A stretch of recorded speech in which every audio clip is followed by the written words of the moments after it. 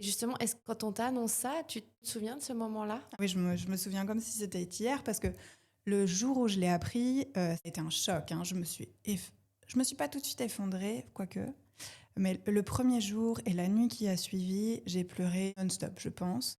C'était le 23 mai 2024 que j'ai eu l'appel du gynécologue. J'avais senti une petite boule une semaine avant, ici. Et donc, je clique sur le premier hôtel pour réserver. Et là, je mets la main ici pour me toucher le collier que j'avais là. Et je sens cette boule. Je dis, mais mince. Et puis, je suis sûre qu'elle n'était pas là quelques jours, quelques semaines avant. C'est venu très vite. Quel âge?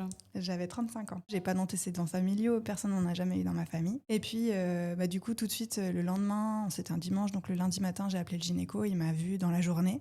Et puis là, le processus s'est mis en marche très rapidement. Et on a de la chance d'être en Suisse et d'être super bien pris en charge. Une semaine plus tard, j'avais le diagnostic qui tombait, quoi. Et en fait, tu me demandais comment je l'avais pris. Et même si le premier jour, c'est un choc, toute la famille s'effondre, c'est compliqué, je les ai appelés les uns après les autres. Et en fait, toute la nuit, j'ai pu vider mon sac, j'ai pu pleurer, j'ai pu parler de mes peurs. Et puis, j'ai pu avoir des oreilles attentives qui m'ont soutenue, en fait. J'exprime tout de suite et je pense que c'est une vraie force pour moi parce que du coup, je garde pas sur le cœur les choses et je mets en place des choses très rapidement.